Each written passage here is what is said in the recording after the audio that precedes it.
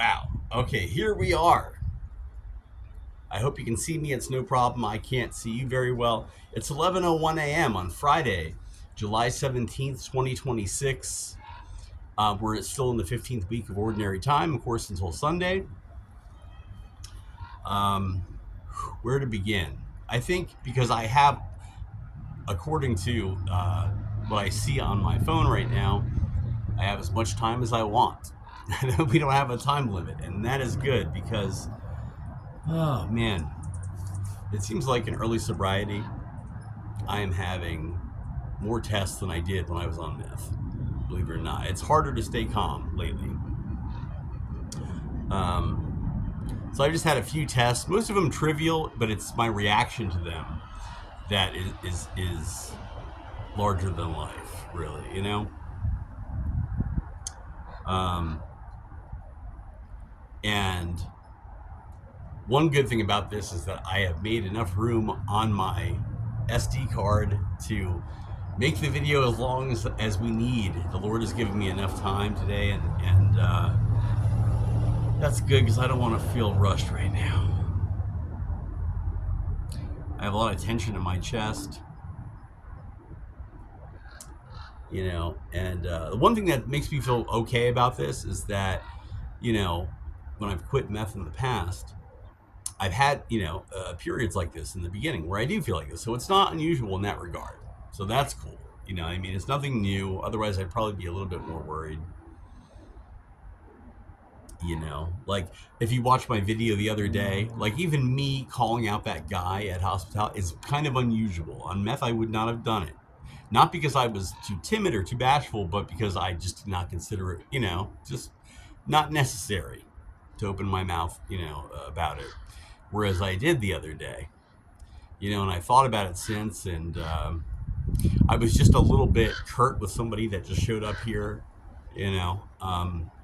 not rude, but like a little bit more assertive than I would have been otherwise, and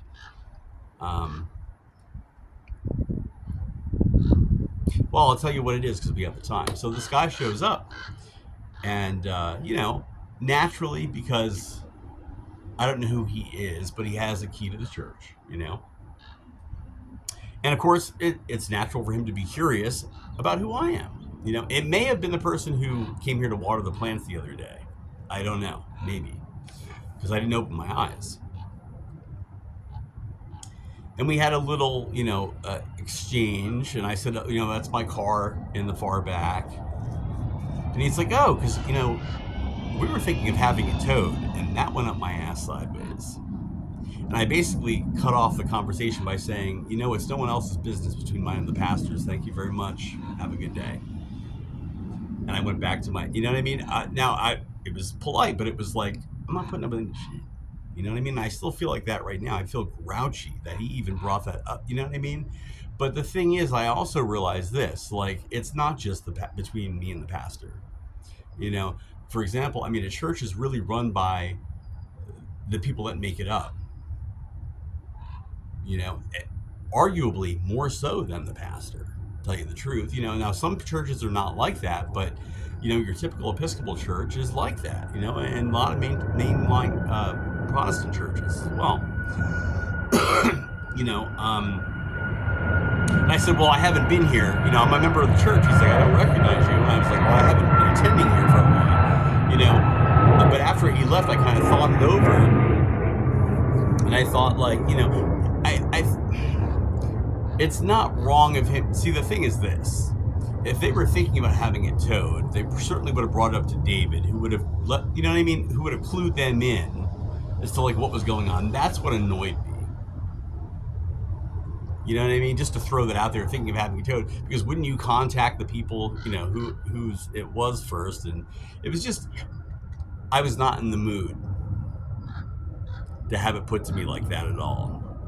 Whereas I normally would have. So I'm a little bit short in early sobriety in that way. Still polite, but I'll hand you your ass politely, like right now, more than I would normally, But again, he was kind of well within his right to express that in a way, because, the decision to as far as what happens to the church, in a way, like what whether or not we want this car out of here or whatnot is really not just up to the pastor. It's up to all of the people in the religious community,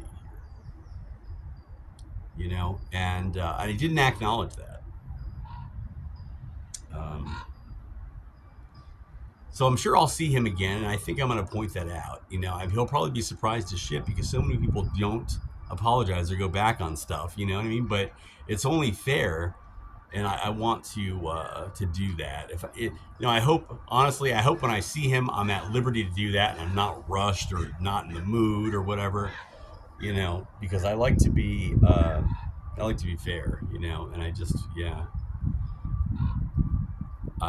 Anyway, so here we are. Anyway, if you hopefully you know me. You're probably here because you do know me, or you watch some other videos. My name is Justin Bowman, and I'm a homeless dude right now.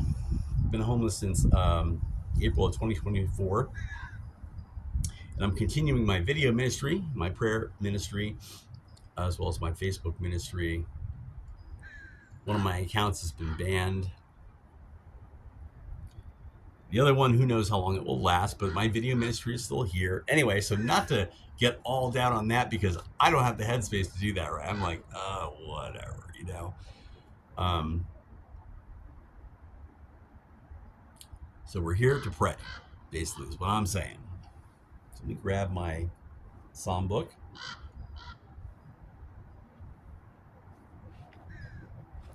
We can take as much time as we want. So you know what I think I'm going to do? We'll sit here for a little bit in silence while I smoke this cigarette, and then we'll pray.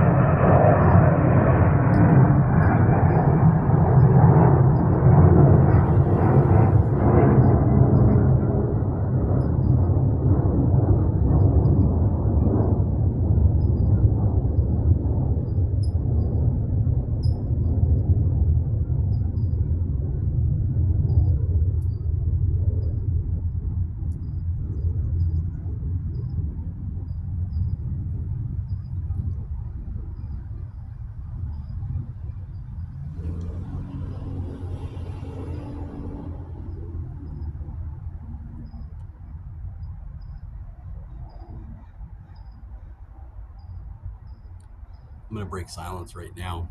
I'm going to share a time that I was attending inpatient rehab